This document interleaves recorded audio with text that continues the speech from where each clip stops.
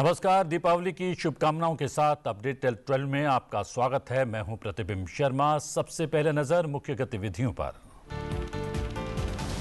आज देश भर में धूमधाम से मनाया जा रहा है दीपावली का त्योहार। बाजारों में रौनक, नए जीएसटी सुधारों से त्योहारी सीजन में खरीदारों में उत्साह। राष्ट्रपति द्रौपदी मुर्मू और उपराष्ट्रपति सीपी राधाकृष्णन और लोकसभा अध्यक्ष ओम बिरला ने दीपावली पर देशवासियों को दी शुभकामनाएं। प्रधानमंत्री नरेंद्र मोदी हर साल की तरह इस बार भी जवानों के साथ मनाएंगे दीपावली। गोवा में आईएनएस विक्रांत पर तैनात नेवी के जवानों के साथ मनाएंगे देश का सबसे बड़ा सांस्कृतिक त्योहार। पिछले 11 सालों से विभिन्न सैन्य मोर्चों पर जवानों के साथ दीपावली मनाते आ रहे हैं प्रधानमंत्री। विश्व पटल पर एक बार फिर भारत की सांस्कृतिक और आध्यात्मिक समृद्धि का परचम लहराया। अयोध्या में सरयू नदी के तट पर मनाया गया दीपोत्सव। 56 घाटों पर 26,17,215 दिए प्रज्वलित कर विश्व रिकॉर्ड बनाया। 2128 लोगों ने एक साथ की सरयू आरती।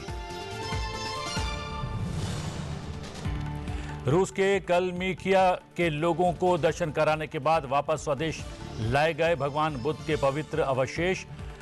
भगवान बुद्ध के पवित्र अवशेष वापस स्वदेश लेकर लौटे जम्मू कश्मीर के उपराज्यपाल मनोज सिन्हा ने कहा, घटना से भारत और रूस के आध्यात्मिक संबंधों को मिलेगा नया आयाम। सेना प्रमुख जनरल उपेंद्र द्विवेदी ने रविवार को पिथौरागढ़ में पंचशूल ब्रिगेड और कुमाऊं क्षेत्र के ऊंचाई वाले इलाकों का किया दौरा। आसपास के सीमावर्ती चौकियों पर तैनात जवानों से की मुलाकात। जवानों की हिम्मत, अनुशासन और समर्पण की करी तारीफ।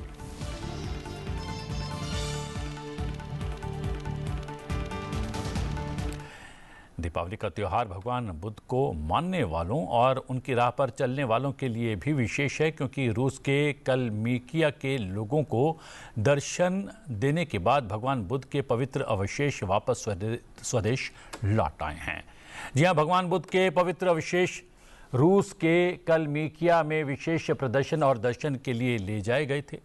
जम्मू कश्मीर के उपराज्यपाल मनोज सिन्हा इन अवशेषों को वापस लेकर भारत लौट आए हैं। इन्हें वापस नई दिल्ली स्थित राष्ट्रीय संग्रहालय में रखा जाएगा। कलमिकिया रूस का एकमात्र बौद्ध बहुल्य क्षेत्र है। भगवान बुद्ध के पवित्र अवशेष शाक्य मुनि बुद्ध के स्वर्ण निवास के नाम से प्रसिद्ध प्रतिष्ठित गेदेन शेडुप चोई कोरलिंग मठ में रखे गए थे।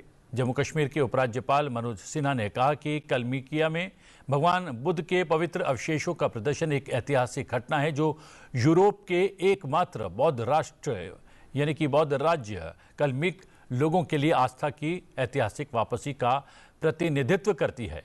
ये घटना भारत और रूस के लोगों के बीच मैत्री को और गहरा करेगी। आपके सम्मुख की कलमिकिया की राजधानी एलिस्टा से भगवान बुद्ध के पवित्र अवशेष लेकर के हम लोग आए। ये सच है कि यात्रा बड़ी संक्षिप्त थी, लेकिन जिस तरह की आस्था, जिस तरह की श्रद्धा भगवान बुद्ध और उनके अवशेष में, उनकी शिक्षा में कलमिकिया के नागरिकों में है, वो अद्भुत है, वो स्मरणीय है। सबसे महत्वपूर्ण बात यह है कि हर पांचवां व्यक्ति पूरी कलमिकिया का पवित्र अवशेष के दर्शन के लिए गोल्डन टेम्पल आया, और केवल कलमिकिया स्टेट के नहीं बल्कि आसपास के राज्यों के भी लोग बड़ी संख्या में आशीर्वाद लेने पवित्र बुद्ध के अवशेषों के पास आए थे।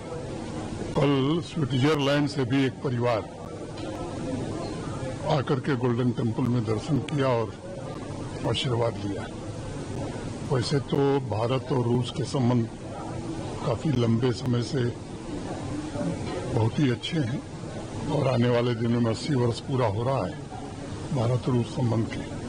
मैं मानता हूं कि प्रेसिडेंट पुतिन की जो यात्रा होगी उसमें ये जो प्रयास भारत सरकार का है, कल्चर मिनिस्ट्री का है, नेशनल म्यूजियम और आईबीसी का है, वो एक मील का पत्थर साबित होगा। एक नया अध्याय भारत कल मिकिया और रूस के संबंधों में होगा। दिवाली की आतिशबाजी शुरू भी नहीं हुई है कि राजधानी दिल्ली में वायु गुणवत्ता का संकट गहरा गया है, जिसके कारण राष्ट्रीय राजधानी क्षेत्र और आसपास वायु गुणवत्ता प्रबंधन आयोग को ग्रेडेड रिस्पांस एक्शन प्लान के स्टेज 2 को तेजी से सक्रिय करना पड़ा है। दिल्ली एनसीआर में लगातार बढ़ते वायु प्रदूषण के स्तर को देखते हुए वायु गुणवत्ता प्रबंधन आयोग ने रविवार को graded response action plan GRAP का दूसरा चरण लागू कर दिया है। आयोग ने ये कदम तब उठाया जब राजधानी का वायु गुणवत्ता सूचकांक बेहद खराब श्रेणी में पहुंच गया। रविवार शाम 4 बजे दिल्ली का AQI 296 और शाम 7 बजे 302 दर्ज किया गया, जिससे प्रदूषण के स्तर में तेज बढ़ोतरी की पुष्टि हुई। ग्रेप 2 लागू होने के साथ ही निर्माण और धूल फैलाने वाली गतिविधियों पर रोक लगा दी गई है। इसके अलावा वाहन उत्सर्जन पर नियंत्रण के लिए विशेष अभियान चलाने, सड़कों पर पानी का छिड़काव बढ़ाने और औद्योगिक क्षेत्रों में निगरानी खत्म करने के निर्देश दिए गए हैं। आयोग ने सभी संबंधित विभागों और एजेंसियों को निर्देशित किया है कि वो निर्धारित दिशा निर्देशों का सख्ती से पालन करें और वायु गुणवत्ता को और बिगड़ने से रोकने के लिए तत्काल कदम उठाएं।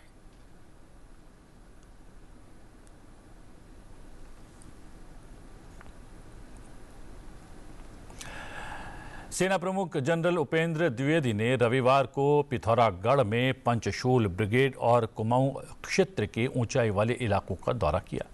इस दौरान उन्होंने आसपास के सीमावर्ती चौकियों पर तैनात जवानों से मुलाकात की और उनकी तैयारियों का जायजा लिया। साथ ही जवानों का मनोबल भी बढ़ाया। जनरल द्विवेदी ने इस दौरान अपने संबोधन में जवानों की हिम्मत, अनुशासन और समर्पण की तारीफ की। उन्होंने कहा कि सेना हर चुनौती का सामना करने के लिए पूरी तरह से तैयार है। इस दौरान उन्होंने सैनिकों को दीपावली की शुभकामनाएं देते हुए कहा कि सेवा ही सर्वोपरि है और यही भारतीय सेना की असली पहचान भी है। सेना प्रमुख ने कहा कि देश के निर्माण में फौज हमेशा आगे रही है।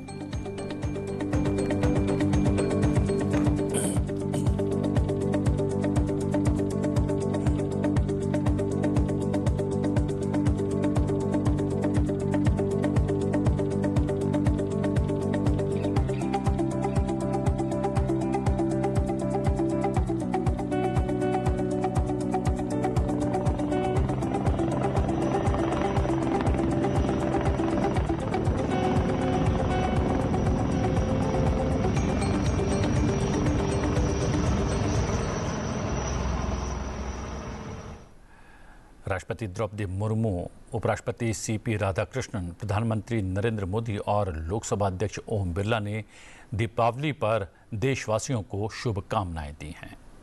अपने संदेश में राष्ट्रपति ने कहा कि दीपावली भारत के सबसे लोकप्रिय त्योहारों में से एक है। इसे बड़े उत्साह और उमंग के साथ मनाया जाता है। राष्ट्रपति ने कहा कि ये त्योहार अंधकार पर प्रकाश, अज्ञान पर ज्ञान और बुराई पर अच्छाई की विजय का प्रतीक है। राष्ट्रपति ने यह भी कहा कि आनंद का ये त्योहार आत्मचिंतन और आत्म सुधार का अवसर है और ये आपसी स्नेह और भाईचारे का संदेश देता है। राष्ट्रपति ने कहा कि सभी से दीपावली को सुरक्षित और जिम्मेदारी पूर्वक और पर्यावरण के अनुकूल तरीके से मनानी चाहिए। राष्ट्रपति द्रौपदी मुर्मू ने सभी के लिए सुख, शांति और समृद्धि की प्रार्थना की। उपराष्ट्रपति CP राधाकृष्णन ने दीपावली के शुभ अवसर पर देशवासियों को शुभकामनाएं दी हैं। उपराष्ट्रपति ने अपने संदेश में कहा कि दीपावली बुराई पर अच्छाई और अज्ञान पर ज्ञान की विजय का उत्सव है। उन्होंने कहा कि दीपावली मनाते हुए हमें नकारात्मकता और अधर्म को त्याग कर सकारात्मकता और धर्म को न केवल अपने व्यक्तिगत कल्याण के लिए बल्कि राष्ट्र की समग्र प्रगति के लिए भी अपनाना चाहिए। उन्होंने देवी लक्ष्मी से सभी के लिए शांति, समृद्धि और अच्छे स्वास्थ्य की कामना की।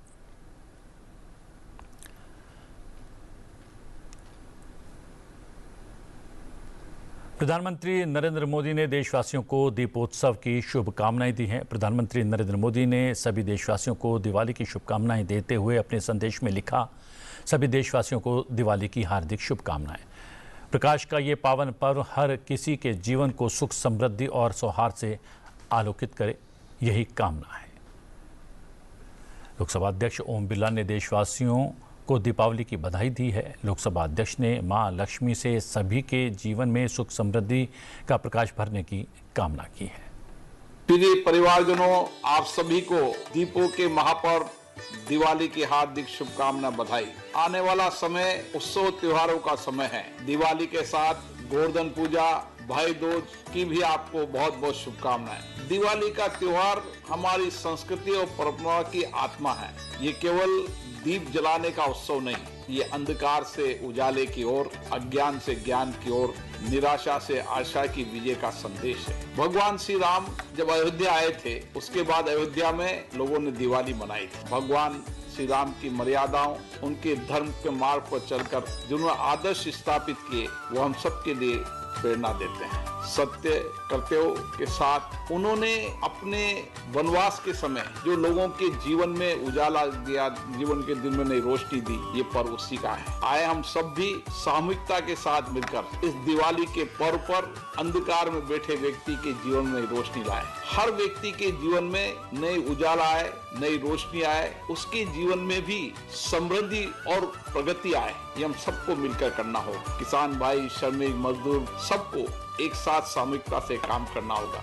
हमें समाज के अंतिम व्यक्ति के जीवन में नई रोशनी लाना है, नया उजाला लाना है। और इसीलिए ये समय भारत के लिए आत्मनिर्भर बनने का संकल्प का समय है। हम सब दिवाली के उस पर्व पर स्वदेशी वस्तुएं खरीदे भी सही और स्वदेशी बनाए भी सही। हमारी दिनचर्या के हिस्से में आत्मनिर्भर भारत को बनाना है तो स्वदेशी का संकल्प लेना होगा। मैं आप सबको दिवाली की शुभकामना देता हूँ, बधाई देता हूँ। सबके जीवन में दिवाली नई खुशी लेकर आए, नई उमंग लेके आए, नए उल्लास लेके आए और नई प्रतिबद्धताओं के साथ, नए संकल्प के साथ हम दिवाली पर भारत को प्रगति, खुशहाली, समृद्धि का देश बनाने में योगदान दें।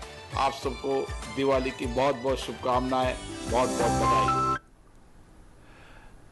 प्रधानमंत्री नरेंद्र मोदी हर साल अपनी दिवाली देश के जवानों के साथ मनाते रहे हैं और इस बार भी प्रधानमंत्री दिवाली नौसेना के जवानों के साथ मनाने वाले हैं। प्रधानमंत्री नरेंद्र मोदी ने जब से देश के प्रधानमंत्री का पद संभाला है, तब से हर बार वो दीपावली अलग अलग तरीकों से और अलग अलग जगहों पर सेना के जवानों के साथ मनाते आए हैं। प्रधानमंत्री नरेंद्र मोदी आज गोवा में रहेंगे, जहां वो INS विक्रांत पर तैनात नेवी के जवानों के साथ देश का सबसे बड़ा सांस्कृतिक त्यौहार मनाएंगे। खास बात यह है कि इस बार की दिवाली पहलगाम आतंकी हमले के जवाब में भारत के ऑपरेशन सिंदूर की सफलता के जश्न के तौर पर मनाई जाएगी।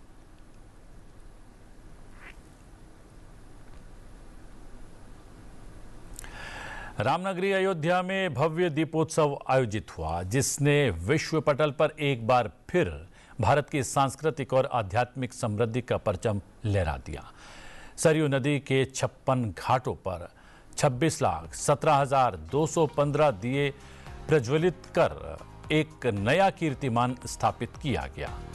दीपों की रोशनी से नहाई अयोध्या की भव्यता ने न केवल देशवासियों का हृदय मोह लिया, बल्कि विदेशों से आए मेहमान भी इस दृश्य को देखकर अभिभूत हो गए। इस बार अयोध्या के दीपोत्सव में 2 विश्व रिकॉर्ड स्थापित किए गए।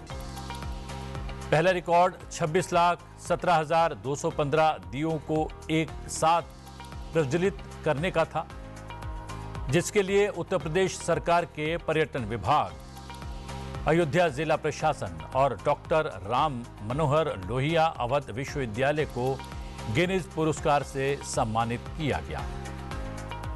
वहीं दूसरा रिकॉर्ड 2,128 लोगों द्वारा एक साथ सरयू आरती करने का था, जिसके लिए पर्यटन विभाग, अयोध्या जिला प्रशासन और सरयू आरती समिति को गिनीज प्रमाण पत्र प्रदान किया गया।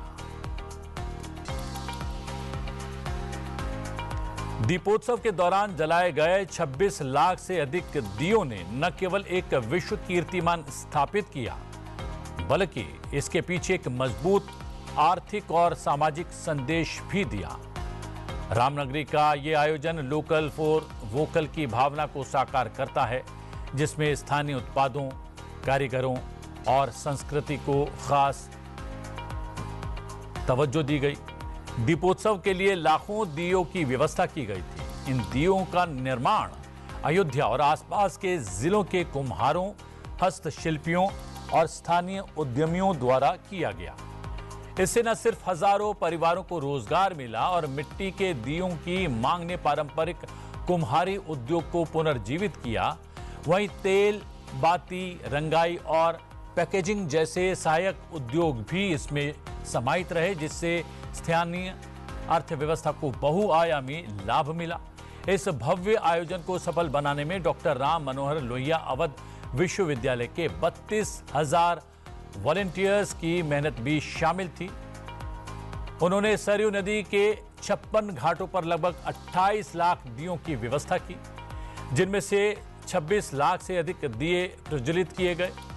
इन दियों की रोशनी ने अयोध्या को स्वर्णिम आभा से सराबोर कर दिया, जो आस्था और एकता का प्रतीक बन गई।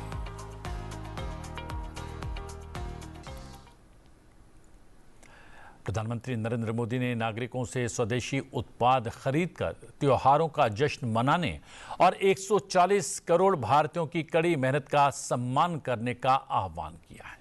प्रधानमंत्री नरेंद्र मोदी ने नागरिकों से त्योहारों पर खरीदे गए स्वदेशी उत्पादों को सोशल मीडिया पर साझा करने का भी आग्रह किया, ताकि दूसरे लोग भी स्वदेशी खरीदने को प्रेरित हों, और इसका असर भी सीधे तौर पर देखने को मिला। वरुण धवन, माधुरी दीक्षित, तृप्ति डिमरी, रूपाली गांगुली, सुनील ग्रोवर सर, शंकर महादेवन। बर्फी फ्रेश है।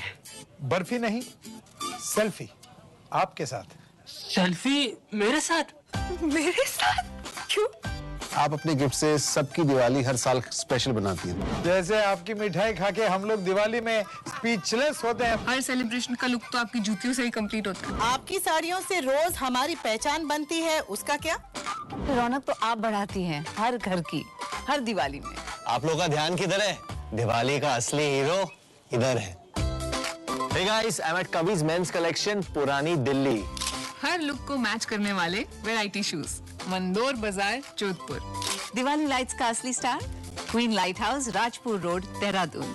त्योहारों में साड़ियों के लिए शुदू विद्याशाली कलेक्शन, टॉलीगंज, कोलकाता। दिवाली का त्योहार पूरे देश में नई खरीदारी का शुभ मुहूर्त लेकर आता है, तो इस बार जब आप दिवाली की खरीदारी करें तब स्वदेशी का संकल्प अवश्य याद रखें। सिर्फ कपड़े, दिए, लाइट्स और मिठाई ही नहीं, आप जो भी सामान ले मेड इन इंडिया को याद रखें। कार और मोटरसाइकिल अपने देश में ही बने हों। टीवी, एसी, फ्रिज और वॉशिंग मशीन हमारे देश के नौजवानों ने बनाए हों। स्मार्टफोन, लैपटॉप, ईयर प्लग्स सब अपने देश के बेटे बेटियों के पसीने से बने हों। एक ही मंत्र, वोकल फॉर लोकल। उस प्रोडक्ट के साथ या उस कारीगर के साथ सेल्फी नमो ऐप पर मेरे साथ शेयर करें। मैं उनमें से कुछ पोस्ट को सोशल मीडिया पर शेयर करूंगा, ताकि दूसरे लोगों को भी वोकल फॉर लोकल की प्रेरणा मिले। Vocal for. भारत के पुलिस इतिहास में 21 अक्टूबर की तारीख साहस और बलिदान की मिसाल के रूप में दर्ज है। ऐसे दिन 1968 में लद्दाख के हॉट स्प्रिंग क्षेत्र में चीनी सैनिकों के हमले में पुलिस के 10 जवानों ने देश की रक्षा करते हुए अपने प्राण न्यौछावर कर दिए थे। उनके इसी शौर्य और समर्पण की याद में हर साल 21 अक्टूबर को पुलिस स्मृति दिवस मनाया जाता है। इस वर्ष मंगलवार 21 अक्टूबर 2025 को रक्षा मंत्री राजनाथ सिंह नई दिल्ली स्थित राष्ट्रीय पुलिस स्मारक पर शहीद पुलिस कर्मियों को श्रद्धांजलि अर्पित करेंगे। कार्यक्रम में गृह राज्य मंत्री, दिल्ली पुलिस और केंद्रीय सशस्त्र पुलिस बलों के वरिष्ठ अधिकारी, सांसद और शहीदों के परिजन शामिल होंगे। कार्यक्रम के दौरान एक संयुक्त परेड होगी, जिसमें केंद्रीय रिजर्व पुलिस बल, सीमा सुरक्षा बल, आईटीबीपी और दिल्ली पुलिस के जवान शामिल होंगे। रक्षा मंत्री शहीदों की याद में पुष्पांजलि अर्पित करेंगे और उनके परिजनों को सम्मानित करेंगे। राष्ट्रीय पुलिस स्मारक, जिसे प्रधानमंत्री नरेंद्र मोदी ने वर्ष 2018 में राष्ट्र को समर्पित किया था, आज पुलिस बल की बहादुरी का प्रतीक बन चुका है। स्मारक परिसर में स्थित 30 फीट ऊंचा ग्रेनाइट का पत्थर शक्ति और सेवा का प्रतीक है। वहीं शौर्य की दीवार पर देश के उन हजारों पुलिसकर्मियों के नाम अंकित हैं जिन्होंने कर्तव्य निभाते हुए अपने प्राण दिए। संग्रहालय में भारतीय पुलिस व्यवस्था के इतिहास और विकास की झलक भी मिलती है।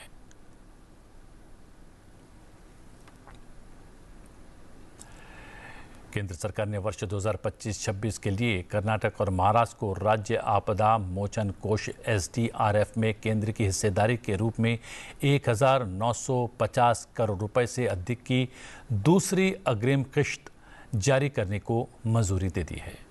केंद्रीय गृह मंत्री अमित शाह ने इस राशि का अनुमोदन किया है। कुल राशि में से 384 करोड़ रुपए से अधिक की राशि कर्नाटक और 1566 करोड़ रुपए से अधिक की राशि महाराष्ट्र के लिए है। इसका प्रयोग इस वर्ष दक्षिण पश्चिम मानसून के दौरान बाढ़ और अत्यधिक भारी वर्षा से प्रभावित लोगों को तत्काल राहत उपलब्ध करवाने के लिए होगा। इस वर्ष केंद्र सरकार पहले ही SDRF के अंतर्गत 27 राज्यों को 13,603 करोड़ रुपए से अधिक की राशि जारी कर चुकी है। इसके अलावा 15 राज्यों को राष्ट्रीय आपदा मोचन कोष के अंतर्गत 2,189 करोड़ रुपए जारी किए गए हैं। इसके अतिरिक्त 21 राज्यों को राज्य आपदा शमन कोष के अंतर्गत 4,571 करोड़ रुपए से अधिक तथा 9 राज्यों को राष्ट्रीय आपदा शमन कोष के अंतर्गत 372 करोड़ रुपए दिए जा चुके हैं। लाल आतंक हुआ नतमस्तक। 2 दिनों में 208 नक्सलियों का ऐतिहासिक आत्मसमर्पण। ये नए भारत की जीत है, जहां बंदूक नहीं अब विश्वास और विकास बोल रहा है। प्रधानमंत्री नरेंद्र मोदी और गृह मंत्री अमित शाह के नेतृत्व में नियत निल्ला नार और आत्मसमर्पण एवं पुनर्वास नीति 2025 जैसी योजनाओं से प्रभावित होकर अब केंद्रीय कमेटी मेंबर और दंडकारण्य जोनल कमेटी के कुख्यात नक्सलियों ने भी हथियार डाल दिए हैं। बस्तर शांत है और नक्सल मुक्त होने के निर्णायक मोड़ पर खड़ा है।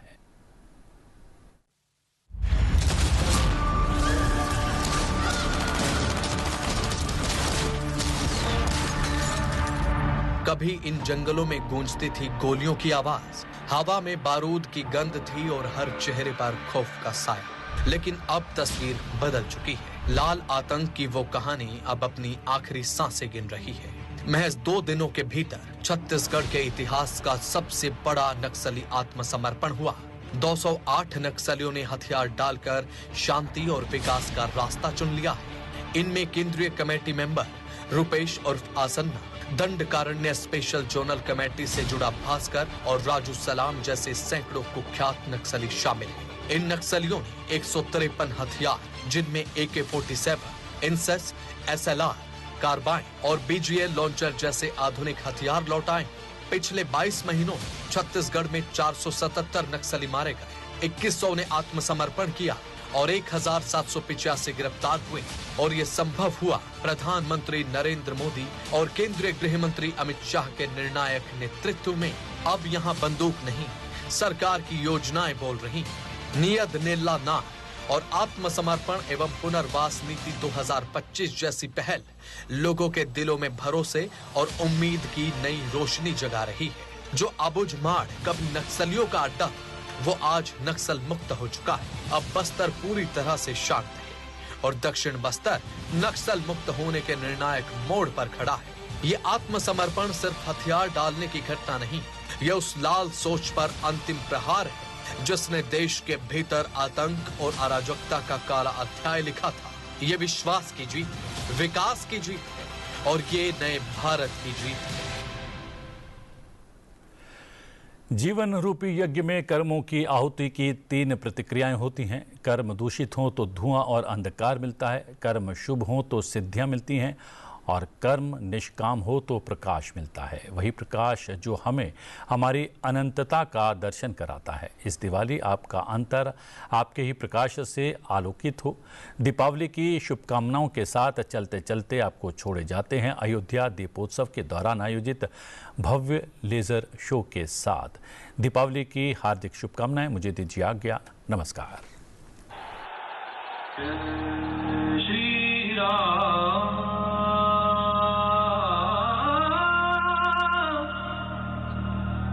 जय श्री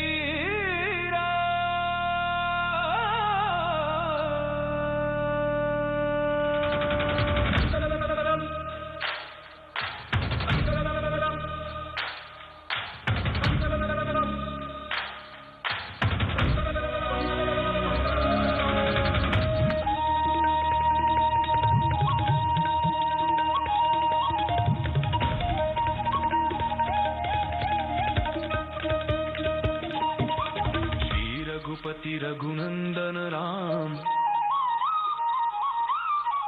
माता सीता के श्री राम।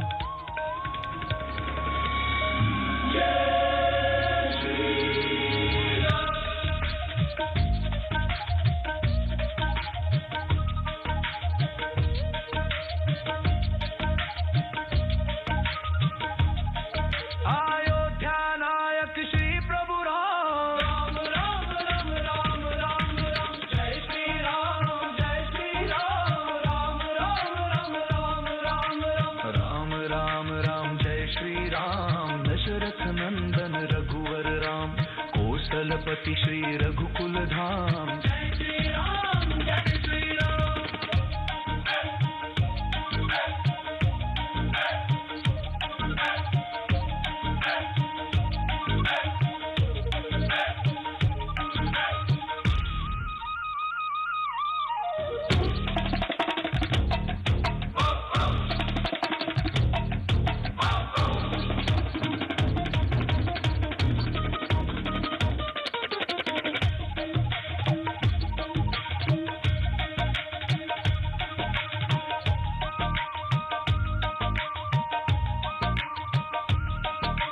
मर्यादा पुरुषोत्तम राम, धर्म रक्षा अवतार राम, सिया संग सुशील राम, रघुकुल के गौरव है राम। राम राम राम जय श्री राम।